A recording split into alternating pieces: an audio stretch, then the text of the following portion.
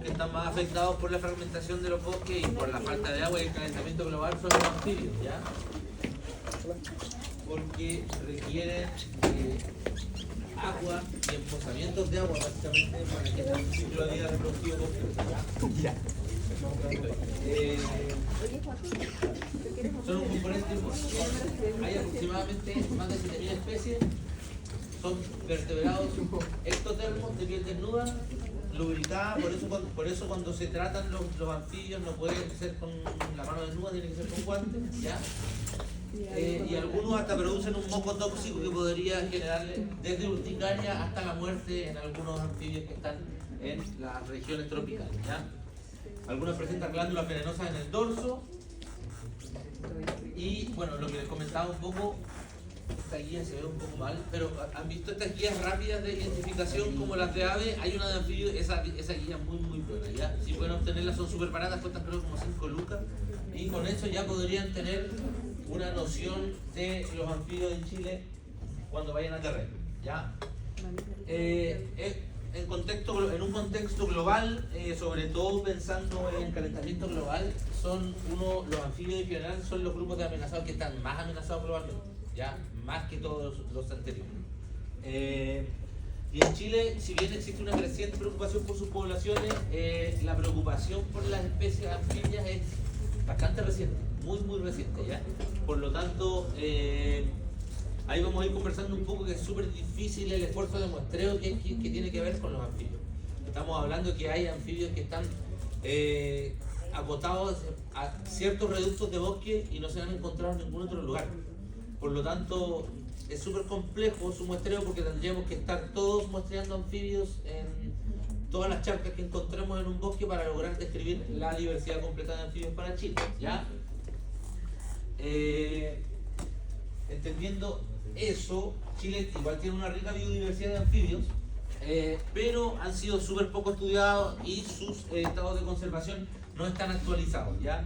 Y hay varios que vamos a ver que son realizados desde estos métodos cualitativos, no cuantitativos, porque no se han tenido datos de las poblaciones, digamos, ¿ya? Entonces los primeros esfuerzos se realizaron en el 1085, en el 1987 a través del Libro Rojo, y recién en el 1989 se empezaron a clasificar especies amenazadas. Pero como les comentaba, basándose en criterios cualitativos, no en estudios acabados donde hagamos grandes esfuerzos de muestreo y podemos llegar a conclusiones, sino que basándose en criterios de personas expertas, en criterio experto, que si bien es un criterio válido, es cualitativo, no cuantitativo, ¿ya? Dentro de las primeras amenazas, de las principales amenazas que representan para los anfibios en la actualidad está la pérdida de hábitat. Básicamente esto lo comparten todas las especies que hoy en día están dadas por la deforestación y la urbanización que está destruyendo los hábitats naturales. No sé, algunos cuando fueron chicos vivían perimetralmente en la ciudad de Temuco, iban a jugar a las afueras y encontraban ranas o algo, veían ranas naturalmente. Ahora no es tan fácil ver ranas cercanas a la ciudad. Eso es un indicador bastante cualitativo, pero indica que las poblaciones están en merma, ¿ya? Por los efectos de la deforestación y la urbanización.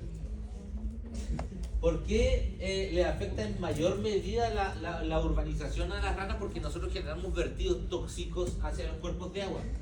Por lo tanto, no sé, estamos hablando de que si uno vierte el aceite del motor a un cuerpo de agua, ese cuerpo de agua se echa a perder y ya no hay anfibios que puedan generar su ciclo reproductivo en el lugar, ¿ya? Entonces esto es bastante importante de comprender, como también que las ranas en general son ítems alimentarios para varios tipos de aves, incluso zorros y todo tipo de especies, pero entonces además tienen esa merma, ya que si tienen éxito reproductivo son altamente presas de otras especies y que tienen además baja movilidad. Y por otra parte hay varias ranas, bueno, sobre todo la más letal o la que está compitiendo directamente con la rana chilena es la rana africana, que no sé si ustedes la conocen. Es una rana introducida que está invadiendo los ecosistemas naturales, ¿ya?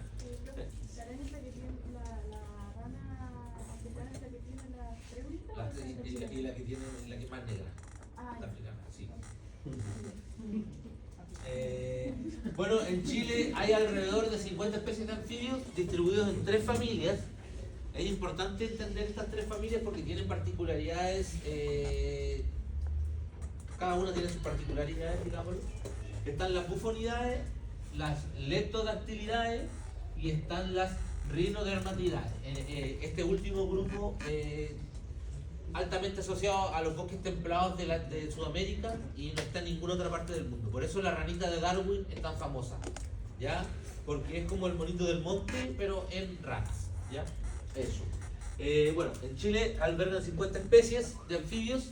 Estos datos salen directamente de un paper. Esta clase está basada en un artículo científico de clasificación de anfibios que yo les voy a compartir en la plataforma. Es importante entender eso porque de pronto si ven registros en otras plataformas le van a decir que hay 53 especies, 55 o algunos van a decir que hay menos, ¿ya? Estos registros varían porque además estamos hablando que hay subpoblaciones de las mismas especies. Por ejemplo, si hablamos nuevamente de aves, que vendría siendo mi expertise mayor, estamos hablando que hay el kiwi que se cuenta como una sola especie para los catastros de especies, pero estamos hablando de que hay 3 subespecies en Chile. Hay uno en el norte, uno en el centro y uno en el sur. ¿Ya? Por lo tanto, hay gente que podría decir que hay 3 especies de turqui que se contarían como 3 especies más dentro de los catastros de especies. Eso sucede. Siempre hay, por ejemplo, si sale una guía en el 98 y sale una guía en 2005 de anfibios, de seguro SN de especies va a cambiar. ¿Ya? Por lo tanto, de las bufonidae hay 6 especies. De las deptodactilidae, 36 especies. Ahí están las famosas alzodes, que son las más conocidas de los grupos de las ranas. Y luego tenemos las rhinodermatidae, que son solo 2 especies para Chile, ¿ya? Lo que vamos a hacer ahora, luego de hablar de las afecciones a los anfibios, es hacer un viaje por las ranas y ir nombrando cuáles son sus distribuciones y cuáles vendrían siendo una foto de la especie, si es que se logra encontrar, porque también es difícil, y sus principales amenazas en los lugares donde están, ¿ya? Entonces, generalmente estamos hablando de las bufonidae, que se le dice a las ranas de verdad o sapos, de cierta forma, que se encuentran en diversas áreas, incluyendo ambientes terrestres y acuáticos. Ya están asociados a ambientes terrestres. Ya por esa particularidad se les considera ranas de verdad y generalmente tienen piel gruesa y verrugosa, un cuerpo robusto y patas cortas. Si se fijan, aquí podemos ver que tienen las patas cortas. ¿Ven? ¿Y por qué es importante ver esa marca de campo? Porque cuando veamos el otro grupo, miren el largo de la pata. Entonces, cuando ustedes encuentran una rana que tiene los dedos largos, inmediatamente estamos hablando del otro grupo de ranas, que vendrían siendo las leptodactilidae. ¿Ya? Es importante porque esa marca de campo las diferencia inmediatamente. ¿Ya? Las bufonidae tienen una amplia distribución global y están presentes en todos los continentes excepto en la Antártida. ¿Ya? Es un grupo de bastante éxito en cuanto a su distribución. Muchos son terrestres y pasan tiempo fuera del agua, volviendo solo a reproducirse. O sea, ocupan las zonas húmedas solo para reproducirse. Ahora vamos al otro grupo y si le damos de nuevo la marca, es importante para que les quede ahí grabado en la retina. Si se fijan, miren el tamaño de la pata y miren la que sigue. ¿Se dan cuenta que la diferencia es notoria? Entonces suelen tener un cuerpo más delgado y las patas más largas en comparación con las bufónidas, que son las anteriores, y su piel puede ser lisa o rugosa. Ya estamos hablando que las anteriores todas tienen la piel rugosa, estas pueden ser lisa y rugosa. Es una marca de campo que también es importante para su identificación. Están principalmente en América del Sur y Central y también en algunas regiones del Caribe. Muchas especies son activas durante el día y pueden ser más arbóreas. Si ustedes se dan cuenta, al atardecer y al anochecer empiezan a cantar las ranas. Este grupo de ranas es activa durante el día también. Entonces, si ustedes van caminando en un sendero de bosque, es probable que encuentren grupos de este tipo de ranas, ¿ya?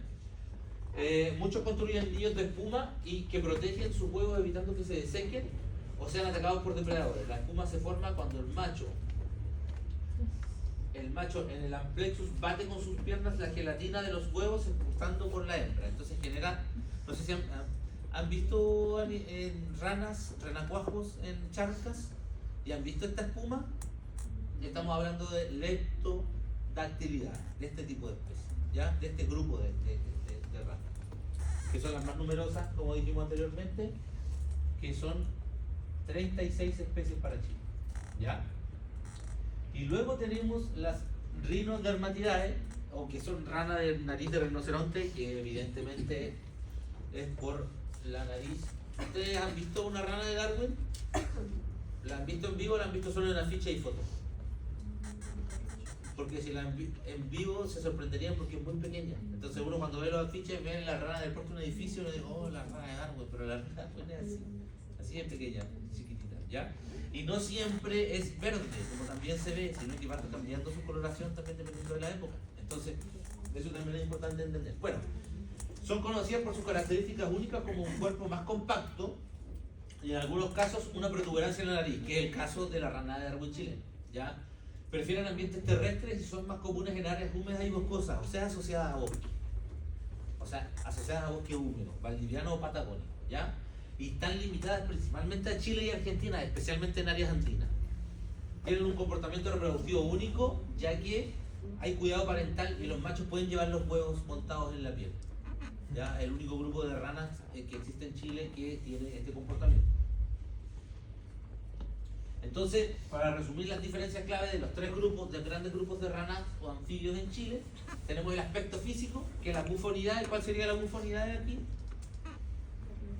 La primera. Tiene la piel más verrugosa, las leptodactilae tienen un cuerpo más delgado y las rinodermatidae tienen la característica distintiva de la cabeza, que es esta protuberancia en la nariz. Las bufonidades tienen una distribución global, o sea, mucho más exitosa en colonización de ambientes. La leptodactilae está restringida a América, pero a América en general, y las rinodermatidae están limitadas solamente a la región andina chilena y argentina, ya asociada a los bosques. Ya por eso es tan importante nuestra ranita de Darwin. Y dentro de los hábitos de comportamiento varían dependiendo del hábitat y de los métodos de reproducción, pero dentro de las leptodactilidae la espuma es característica, y dentro de las rino el nombre es muy largo. Dentro de las rinodermatidae tenemos que los machos comparten el cuidado parental con las hembras, ¿ya? Entonces esas diferencias son bastante importantes, con eso ya podemos tener una aproximación a los anfibios de Chile. Entonces nosotros vamos a avanzar ahora toda esta presentación y vamos a mostrar las distribuciones de varias especies y vamos a ver ciertas particularidades, por qué las ranas están en tan peligro de extinción, y nos vamos a basar en este artículo que es del 2003, que evalúa el estado de conservación de los anfibios en Chile, que es como una revisión bibliográfica. Y el objetivo es mejorar la evaluación del estado de conservación de las ranas, porque como comentamos antes, las clasificaciones anteriores eran cualitativas, no tenían un componente cuantitativo, ¿ya? Y también buscaba buscar cuáles son las especies que tienen mayor riesgo de conservación. Y ese criterio básicamente acotado a cuál es su rango de distribución. O sea, nos vamos a dar cuenta que hay grupos de especies, hay especies de anfibios que están acotados a un bosque. Se han encontrado solo en un bosque, en un espacio, no sé, en el Maule, en la ranita del Maule, y solo está ahí, ¿ya? Entonces, por ejemplo, aquí tenemos la rana jaspeada, que es una rana común de ver, o sea, no es tan fácil, pero no es imposible como otras. Y es una del orden Anura y es endémico de los bosques templados australes de Chile y Argentina, ¿ya? Se distribuye desde Villarrica, desde la región de Villarrica de la Araucanía hasta la provincia de Última Esperanza en la región de Magallanes, o sea, tiene una amplia distribución. El hábitat es el bosque nativo, quebradas, cuerpos de agua y también zonas inundadas como mallines, pantanos y lagunas. ¿Saben lo que es un mallín? Es un bosque inundado, ya como que tiene pompón, turbera, y estamos hablando de ecosistemas ya más patagónicos. Y el estado de conservación está fuera de peligro de extinción, o fuera de peligro, y las amenazas para su conservación son pérdida y degradación del bosque nativo e introducción de peces nativos no nativos como los salmonídeos y los incendios forestales. O sea, estamos hablando de que son depredadas por salmones o salmonídeos, truchas, todo lo que tiene que ver con salmonídeos en general. Todos saben que los salmones no son nativos de los ríos chilenos, ¿cierto? Son introducidos. ¿Sí? Eso es importante. Entonces, si se fijan en amarillo, la distribución. Y está fuera de peligro por el gran rango de distribución que tiene en la especie. Luego tenemos a la rana chilena o la rana grande chilena, que en esta época, justo ahora, en este momento, Si ustedes van a una laguna o a algún borde de bosque donde hay una charca y escuchan cantar ranas muy fuerte, quédense quietos porque van a ver al macho con la mitad del cuerpo fuera del agua cantando porque están en cantos reproductivos. Esta es la especie donde es la época cuando se están reproduciendo. De hecho, ayer fuimos al Moncul y estaban cantando en unas lagunas de feria, igual la fila la semana pasada estaban en Fortaleza. Están en la época, ¿ya? Entonces es importante el caso de la rana chilena porque la rana chilena es una rana de gran tamaño, estamos hablando que es una rana así, diría, ¿cierto? Entonces estamos hablando que es un ítem alimentario, por ejemplo, para garzacuca, ardea alba, ardea cucoy. Entonces estamos hablando que son partes fundamentales de la trama trófica. Y si bien, si se fijan, tiene casi una distribución casi tan amplia como la rana anterior que vimos, pero está amenazada. ¿Por qué? Porque las ancas de rana son un alimento codiciado para la cocina gourmet, por lo tanto se cazaban para comerse, ¿ya? Yo no he tenido la oportunidad de comerlo, pero dicen que son bastante ricas, la verdad. El origen es endémica de Chile, eso quiere decir que solo está en el país, eso también es súper importante de entender. La distribución de la especie en Chile desde el norte de la región de Coquimbo hasta Coyhaique, ¿ya? Y en la región de Aysén, donde habría sido introducida con fines comerciales. O sea, le ampliaron la distribución a la especie ya que se come, básicamente, ¿ya? Y las ancas son exportadas también a mercados asiáticos, porque allá todo lo que tiene que ver con los anfibios y los reptiles tiene un fin afrodisíaco y tiene que ver con el libido masculino y un montón de cosas más por eso. El estado de conservación vulnerable básicamente por sus amenazas, no por su distribución, porque tiene una amplia distribución, pero está amenazada por consumo humano y exportación. Y bueno, la pérdida de hábitat y la remoción de la vegetación ribereña, la desedimentación de los cuerpos de agua y la introducción nuevamente de los peces no nativos como los salmonídeos que depredan sus huevos y sus larvas, ¿ya? Y lo que más afecta a esta rana en general, pero a todas, es la canalización de los cuerpos de agua continentales de los humedales. Por ejemplo, cuando nosotros vamos a una pampa agrícola y vemos que hay zanjas laterales que conducen el agua para que el ganado beba esa agua, antiguamente esa agua tenía un curso natural que generaba una charca. Esa charca generaba zonas ecotonos mínimas de desecación y humedad que lograba que las especies de ranas se reprodujeran. Hoy en día eso no sucede porque la pampa se habilita para hacer agricultura y el agua se acumula en una zanja donde no genera humedad lateral, por lo tanto solamente tienes un espejo de agua corriendo o que incluso está entubado, ¿ya? Entonces son de las principales amenazas de los anfibios en general, pero en este caso es importante nombrarlo en la rana porque si bien tiene una amplia distribución, si ustedes se dan cuenta, su estado es vulnerable y tiene que ver directamente con la caza ilegal y el consumo humano. Luego tenemos a la rana moteada, también de amplia distribución, y si se dan cuenta está fuera de peligro, fuera de peligro, no clasificada en amenaza como la rana chilena, que tiene más o menos la misma distribución, pero esta no tiene un fin comercial, ¿ya? Entonces nuevamente las afecciones y las amenazas a su conservación es la remoción de la vegetación ribereña, pero en este caso en particular la extracción del pompón en las turberas de la zona prepatagónica y patagónica, ¿ya? Ustedes han ido a viveros, por ejemplo, donde te venden pompón seco para que después mantenga humedad y hacer germinar plantas. Lo ocupan para todo tipo de plantas. A ver cómo explicarlo, es como paja, pero mucho más fina y está seca y luego se moja y tiene la capacidad de absorber una gran cantidad de agua y retenerla y liberarla en tasas mínimas. Por lo tanto, se utiliza para hacer germinación y para hacer mantención de plantas, y esas son las principales amenazas para la conservación de los grupos de especies que están asociadas a los pompones. En este caso, la rana moteada, ¿ya? Es endémica de los bosques templados australes de Chile y Argentina, pero se ve especialmente en estos ecosistemas de pompón y en la vegetación ribereña de los ríos, ¿ya? Por lo tanto, si se fijan, todas tienen distintas realidades según las afecciones o amenazas que tienen en su ecosistema. Bueno, y la distribución desde el Maule a Aysén, y esta está en la isla de Chiloé, ¿ya? Se encuentra en la isla de Chiloé. Luego pasamos al sapo de Nahuelbuta. Aquí tenemos un caso totalmente distinto. Si se dan cuenta, es endémico de la cordillera de Nahuelbuta. Y estábamos hablando en la clase de ecosistemas que la cordillera de Nahuelbuta y en la zona donde estamos es el ecosistema más amenazado de toda Latinoamérica y del país. Cuando vimos la gráfica de los ecosistemas que estaban en peligro, Temuco y toda la región de la Araucanía estaba roja. Porque la cordillera de Nahuelbuta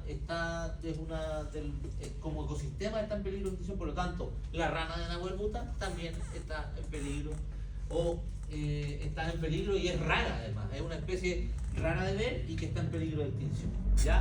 Y las amenazas para su conservación: pérdida y degradación del bosque nativo y nuevamente la remoción de la vegetación de las quebradas y de las riberas, y además su distribución restringida, porque solamente se encuentra en ese ecosistema, ¿ya? Si se fijan, es endémico de la cordillera de Nahuelbuta, lo cual hace que sea un sapo muy particular para el país, ¿ya? Si alguien lo ve o tiene fotografías y va a la cordillera, repórtenlo en eNaturalist, por favor, porque hay gente que está estudiando la rana y sería increíble. Luego tenemos otra que mantiene un poco las mismas características. Habita bosques lluviosos de notofagus en el sur de Chile, mucho más específica. Solamente una especie leñosa de ecosistema es la que habita. La rana de antifaz es endémica de Chile además. Habita los bosques lluviosos de notofagus, como dijimos antes, y está insuficientemente conocida. O sea, no se sabe mucho de la especie. Solamente se sabe que es restringida a un espacio porque no se ha encontrado en ningún otro, pero no se ha logrado generar su clasificación porque no se tienen estudios acabados de la especie, ¿ya? Y dentro de las amenazas de su conservación está la disminución del bosque nativo, los incendios y el aumento de la depredación producida por los bisones americanos. Nuevamente estamos hablando de las plagas introducidas. Hablamos del bisón cuando hablamos de plagas de especies introducidas, ¿cierto? ¿Sí? Bueno, básicamente igual se alimenta de anfibios.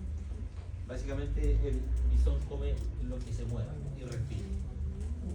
Luego tenemos el sapo Popeye, que su distribución está desde la región de Coquimbo hasta Lircay en la región del Maule, y su estado de conservación nuevamente es insuficientemente conocido. Y tiene la particularidad de que está desde los 50 a los 1800 metros sobre el nivel del mar, o sea, en cota media baja, y su límite austral es desconocido, o sea, no se sabe hasta dónde llega su distribución, ¿ya?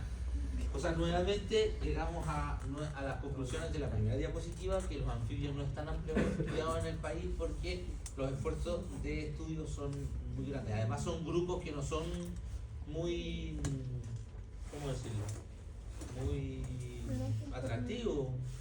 La gente las ranas no es que importen tanto como las aves, lamentablemente. La gente, las cosas iguales están como por especies paraguas, no es como un puma, son ranas, ¿no? Entonces están suficientemente conocidas, y las amenazas para la conservación nuevamente las mismas: pérdida y fragmentación del hábitat y actividades agropecuarias, extracción de tierra de hoja, modificación de los cursos de agua y canalización por la producción agropecuaria. Las mismas afecciones que vimos anteriormente. Aquí ya tenemos a la rana de ceja o la ranita de antifaz. Esta es una especie que está insuficientemente conocida, pero que no es tan difícil de observar si uno está en los parques nacionales, por ejemplo. Es endémica de los bosques templados australes de Chile y Argentina. O sea, cuando hablamos de los bosques templados australes, estamos hablando tanto del bosque valdiviano siempre verde como del bosque patagónico, cuando hablamos que había esta transición de estos dos bosques, ¿ya? Es insuficientemente conocida desde la región de Valparaíso hasta la región del Maule, y es vulnerable desde la región del Biobío hasta la región de los lagos. O sea, esta especie está bien definida desde la región del Biobío hasta la región de los lagos, y de la región de Valparaíso a la del Maule, este trozo de acá, deben haber registros muy acotados, por lo tanto no se ha podido generar una clasificación. También es importante saber que las especies dentro del proceso de clasificación número 19 del año 2019, creo que fue. Sí, bueno, pero cuando ustedes entran al Ministerio de Medio Ambiente hay una sección, un apéndice que se llama Inventario Nacional de Especies. Y si ustedes ingresan a una especie hay una ficha. Y en esa ficha hay una diferenciación en el país para cada especie. Por ejemplo, hace unos años, en la clasificación anterior, el cisne cuello negro estaba amenazado desde Valdivia a la región de los lagos, pero de ahí, desde la región de Valdivia hasta Concepción, estaba vulnerable, ¿ya? Entonces las clasificaciones también son regionales, van cambiando según la región. Eso también es importante tenerlo en cuenta, sobre todo para trabajos de línea base u otras cosas por el estilo. Y nuevamente, pérdida y degradación de bosque nativo, remoción de vegetación ribereña y desecación de humedales para plantaciones forestales con especies exóticas y extracción no sustentable de pompón y turberas y incendios forestales, ¿ya? O sea, básicamente el ecosistema que alberga a estas especies es el que está bajo amenaza o peligro. Luego tenemos el sapo de pecho espinoso austral, que la distribución en Chile va desde Hornopirén en los lagos hasta Tortel en Aysén. Ya una región bastante patagónica y su estado de conservación nuevamente es insuficientemente conocido. Y así muchas ranas y sapos están insuficientemente conocidas porque los esfuerzos de muestreo serían gigantes para saber su distribución. Luego tenemos la rana arbórea o el sapo esmeralda de la selva, es endémico de los bosques templados australes de Chile y Argentina. Si se dan cuenta, es un patrón que se ha ido repitiendo en varias especies de las que estamos hablando.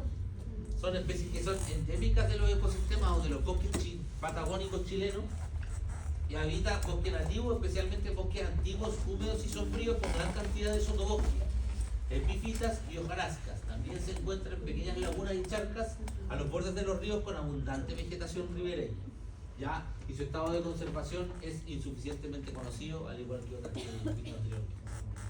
Si se dan cuenta, especialmente en bosques antiguos, eso quiere decir que si está asociada a bosques antiguos, está mucho más amenazada que las otras anteriores, pero no se ha logrado tener la clasificación de esta especie tampoco, ¿ya? Luego tenemos el sapo de Barros, que aquí hay un caso muy particular, donde está en peligro y es rara, y nuevamente es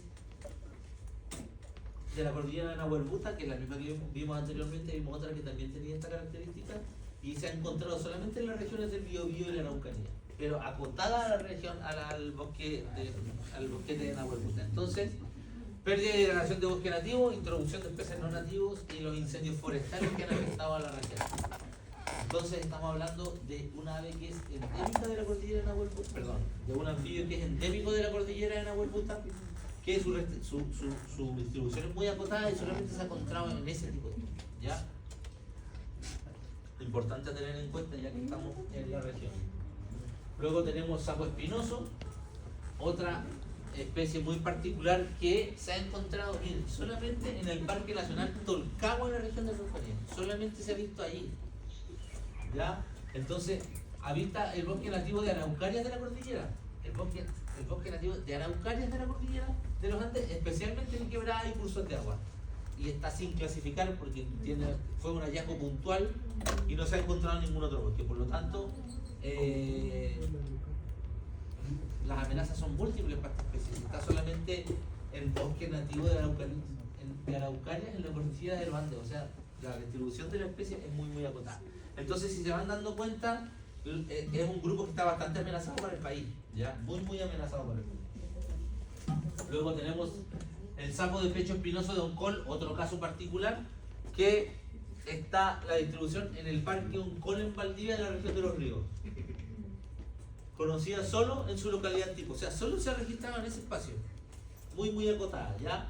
Está sin clasificar y la especie fue escrita muy recientemente, por lo que no cuenta con una categoría de conservación, ¿ya? Por lo tanto, todavía están apareciendo nuevas especies de anfibios, ¿ya? Y las amenazas, las mismas anteriores, la pérdida de degradación del bosque y la introducción de los animales. Es endémico y se ha encontrado solamente en un parque acotado de Valdivia, ¿ya? Luego tenemos el sapo de Banzolini o Alzodes banzolini, endémico de la cordillera Nahuelbuta nuevamente, y está restringida a algunas quebradas de bosque nativo en la región del Maule y en la cordillera de Nahuelbuta en la región del Biobío y la Araucanía. O sea, estamos hablando que está en alto peligro de extinción. Está en peligro y además es rara de ver. Otro caso particular está en el lago Genimeni, en la región de Aysén. Solamente ahí se ha registrado esta rana y podemos verla, si es que queremos ir a verla allá. Y la pérdida y degradación de hábitat nuevamente por actividades ganaderas, la introducción de especies no nativos, incendios forestales y su distribución restringida hacen que su estado de conservación sea delicado, pero la especie está sin clasificar, ya que nuevamente es una especie que fue descrita recientemente, por lo cual no cuenta con una categoría de conservación. Luego tenemos a la rana de Chaitén, otro caso acotado, que está solamente en la isla de Wellington, en la región de Magallanes y la Antártida chilena. ¿Ya? Estamos hablando, bueno, aquí ya podríamos hablar también, por ejemplo, aquí no están las ranas y los anfibios de Juan Fernández, por ejemplo, o Isla Robinson Crusoe, que son islas con alto grado de endemismo, que casi todas las especies que están ahí son endémicas de esos lugares. ¿Ya? Habita en bosque nativo, especialmente en bosques húmedos de la Patagonia y también en la tundra magallánica y zonas anegadas como turberas y mallines. Es rara y tiene muchas amenazas para su conservación, pero tampoco tiene una categoría de conservación definida. Luego tenemos ahora otro caso aislado que está restringido en la cordillera de la costa, en la provincia de Valdivia, Mehuín, Los Polinos y San José de la Mariquina, en la región de Los Ríos. O sea, solamente se encuentra en la región de Los Ríos y se ha encontrado asociada a esta pequeña rango de distribución. Está en peligro y es rara, ¿ya? Y también es importante entender por qué los anfibios de Valdivia en general están igual tan desarrollados, porque ya la ecología de anfibios está bastante estudiada desde la Universidad Austral hace varios años, ¿ya? Entonces también está clasificada en peligro y es rara de observar. Y las amenazas son nuevamente las mismas: la pérdida y degradación del bosque nativo, la remoción de vegetación de quebradas y de riberas. ¿Por qué creen ustedes que a las ranas o los anfibios les está afectando tanto la remoción de la vegetación de las quebradas y de las riberas? ¿Por qué? Sí, por refugio igual, pero hay una razón un poco más importante. Sí, pero la vegetación, cuando ustedes hablamos de una quebrada o de un borde de vegetación de ribera, la vegetación genera acumulación de agua y mantención de agua en el espacio. Si no está la vegetación, hay una escorrentía superficial que lava la ladera y solamente hay un espacio, no hay acumulaciones de agua ni charcos. Por lo tanto, por eso se dice que, no sé si ustedes han ido a Valdivia, se dan cuenta cuando van entrando a Valdivia hay unos cerros que tienen unas mallas con plantas y no hay tanto derrumbe en los lugares, porque cuando uno coloca hormigón, porque lo que se hace es vestir de hormigón los cerros, es como bañar hormigón y colocar hormigón y más hormigón, que claro, genera una capa de protección y no hay tanto peligro de derrumbe. Pero si nosotros hacemos una barrera natural, las plantas crecen y con las raíces logran agarrarse al sustrato y por lo tanto eso se llama un biofilm, que hace que el cerro tenga menos probabilidades de generar derrumbe, ¿ya? Entonces es exactamente lo mismo, porque además el cemento, si bien quizás cumple la misma función en cuanto a estructura, no está cumpliendo ninguna función ecológica, porque está solamente impermeabilizando la zona y el agua está corriendo. Pero si nosotros colocamos un biofilm, estamos generando refugio, hábitat y acumulación de agua para que especies puedan vivir en el espacio, ¿ya? Entonces eso es lo mismo que está pasando con las laderas de los cerros, exactamente, para las ranas, ¿ya? Y los sapos. Y otro caso particular, que esta especie se distribuye desde la provincia de Cauquenes en la región del Maule. Solamente en la provincia de Cauquenes, en la región del Maule, a 450 metros sobre el nivel del mar. Eso es súper específico, yo creo que tiene que tener registros muy puntuales también. Y es una especie nuevamente que está sin clasificar porque se descubrió recientemente, ¿ya? Entonces eso también nos está dando luces de que el estudio de los anfibios es reciente. Luego tenemos... ¿Sí? Para estudiar también es complicado, ¿cierto? Estudiar es bastante complicado porque no tienen mucha movilidad. Entonces, si tú quisieras ampliar, ¿cómo se hace el estudio de los anfibios en cuanto a su distribución? Por ejemplo, vamos a colocar un mapa de, no sé, ya supongamos que esto sea una parte de Chile. Se encuentra el anfibio aquí, hay un registro. Luego se repite el registro, se repite, ya, con una zona roja del registro. Su distribución está acotada a esto.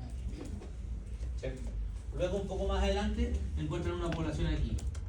encuentran 1, 2, 3 anfibios más aquí, otros aquí, y si es que aquí hay un bosquete, lo unen y dicen este es el rango de distribución, pero si el bosque es amplio, el rango de distribución se amplía a la distribución. O sea, se va ampliando la distribución por puntos. No es que sepamos que la especie se está moviendo por esos espacios. ¿Ya? Por ejemplo, si estamos hablando de felinos, si hay un registro acá, la distribución se amplía completa porque se sabe que se puede mover por el espacio o por la zona. ¿Ya? Pero los anfibios tienen una baja movilidad, están solamente en los espacios, acotados a las zonas donde se han encontrado. Y también las guías para poder identificarlos y todo eso. O sea, el estudio es bajo de los anfibios, por lo tanto las guías también son limitadas en la información que tienen para generarse. Eso básicamente.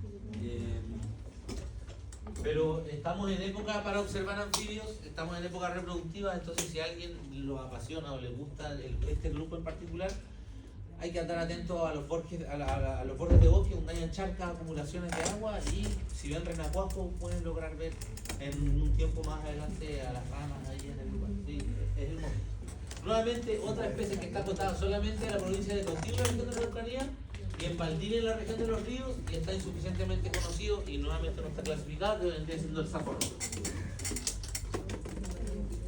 Luego tenemos el sapo de Mewin, que solamente ha sido registrado en Mewin, en la región de los ríos, y en Queula, en la región de la Araucanía. Este sí está en peligro y es raro, o sea, tiene categoría de clasificación. Este que está en la primera foto, el sapo manchado. Aquí estamos hablando de que es una especie que, si bien tiene una distribución más amplia, que va desde Temuco hasta la región de Magallanes y la Antártida chilena, es una especie que está ampliamente distribuida a diferencia de las otras, pero es insuficientemente conocida de la región del Biobío y está fuera de peligro desde la región de Aysén, de Magallanes hasta la Antártida chilena. ¿Ya? Por lo tanto, la probabilidad de detección es mayor de esta especie. Luego tenemos el sapito de 4 ojos del sur, que está insuficientemente conocido y tampoco está clasificado, ¿ya? Y está restringido a la cordillera de los Andes desde la región del Maule hasta el Parque Nacional Torres del Paine, en Magallanes y en la Antártida chilena. Y aquí está todo. ¿Han visto el sapito de 4 ojos? Sí. Ya, sí. Si es que ven un sapo en bosque nativo, de aquí, desde Conce a la Patagonia, lo más probable es que sea un sapo de 4 ojos.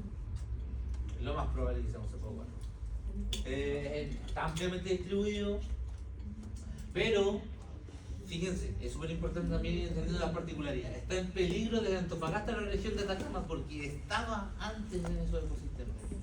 Y está vulnerable desde Coquimbo hasta la región del Maule, porque ya las afecciones están haciendo que se esté restringiendo ciertas zonas y no tenga amplias zonas de distribución. Pero está asociada principalmente a bosque nativo, y si ustedes ven un sapo en el suelo, caminando en senderos, lo más probable, yo diría en un 60%, es que sea un sapo de 4 ojos. ¿Y cómo lo notan la marca de campo? Porque pareciera que tuviera 2 ojos atrás en las ancas, en la espalda. Entonces por eso se le dice sapo de 4 ojos. Ahí se nota en la fotografía. Luego tenemos un sapo de manchas rojas, que está desde Angol, en la región de la Araucanía, hasta la provincia de Palena, en la región de los lagos, ¿ya? Y si bien tiene una distribución amplia, también está en peligro de extinción por la pérdida y degradación y fragmentación del bosque nativo, básicamente, ¿ya?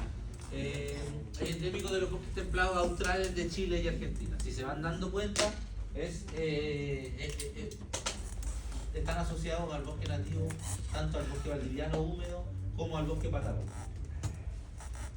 Y luego tenemos a la ranita de Darwin, que está en peligro desde la región del Maule hasta la región de la Araucanía, y es insuficientemente conocido desde los lagos Aysén. Solamente hay registros aislados, pero no se ha logrado tener un estudio acabado de la especie.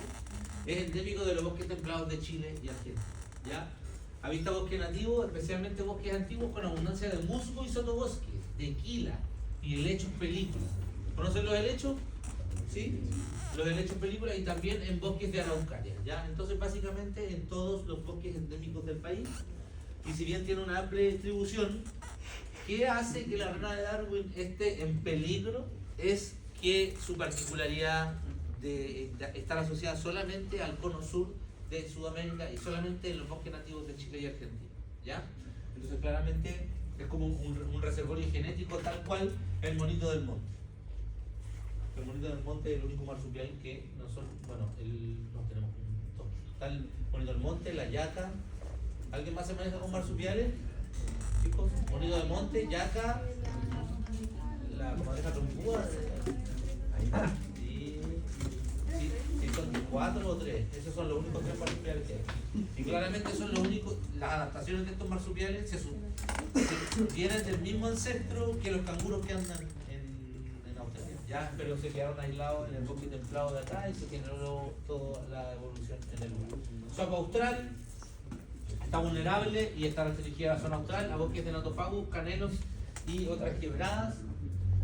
Luego tenemos el sapo de Bullock, que está vulnerable y es rara además, y está solamente en bosque nativo de Araucaria y nuevamente en la cordillera de Nahuelbuta de la región de la Araucanía. O sea, estamos hablando que ustedes viven en un hotspot de anfibios para Chile, pero están todos amenazados porque el ecosistema completo está amenazado, ¿ya? ¿Y qué recomendaciones hay para mejorar la conservación de los anfibios? Mejorar el monitoreo de las poblaciones y que la gente se empiece a interesar en estudiar a estos anfibios, ampliar las áreas protegidas, un poco idílico, pero bueno, mayor educación sobre la importancia del rol que cumplen los anfibios en los ecosistemas y urgen estudios a largo plazo sobre las poblaciones. Por ejemplo, Rhinoderma rufus se considera extinta en la zona norte, que vendría siendo la ranita Darwin del norte, pero también se cree que puede estar, pero no se ha encontrado, porque no se han hecho los esfuerzos de monitoreo. Y hay que mejorar las evaluaciones para estandarizar las metodologías y estandarizar los grados de clasificación de las especies. Por ejemplo, hay muchas especies de distribuciones que no son acotadas, que tampoco están bajo alguna categoría de conservación, que sería importante, ya que este grupo está altamente amenazado. Es importante que se queden con que es el grupo más amenazado de la fauna vertebrada del país y del mundo, y que aproximadamente el 30% de las especies clasificadas en Chile están bajo peligro o están vulnerables, ¿ya? Y eso principalmente porque requieren zonas de ecotono que tienen que ver con el agua, que es el recurso en disputa que hablamos en la primera clase bajo las amenazas antrópicas, tanto de cualquier producción industrial que se genere o en los campos, o asociado a lagunas, o en los bordes de los ríos, y etc. Conclusión: aproximadamente el 36% de las especies de anfibios en Chile están en riesgo. Las distribuciones son un poco conocidas en algunas especies y es súper difícil monitorearlos, por lo tanto hace que sea difícil ser preciso en su clasificación y determinar su área de distribución, y la falta de información es el desafío más clave que enfrentan los anfibios. Si a alguno o alguna aquí le interesan los anfibios, un buen aporte a este grupo sería ser parte de plataformas de ciencia ciudadana como iNaturalist, y si ustedes ven un sapo o una rana, sáquenle una foto donde fue, compartan el punto GPS, y aunque no sepan lo que es, alguien lo va a saber porque la plataforma tiene curadores. Entonces, alguna persona que esté experta en anfibios, al mirarle va a decir, este sapo cuadrojo, te va a dar el ID y se va a saber, y vas a aportar con un registro de anfibios en los lugares donde uno anda. Porque uno de pronto anda caminando con una ranita, le saca una foto súper bonita y está bien, igual, maravilloso. Pero si logras eso, subirlo a la plataforma, que no cuesta nada, que es una plataforma que se llama iNaturalist, repito, sería un gran aporte para la conservación de este grupo que está en alto riesgo para el medio. ¿Ya? ¿Y proyectos o organizaciones dedicadas a No me sé ninguna en particular, pero proyectos anfibios? proyecto anfibio.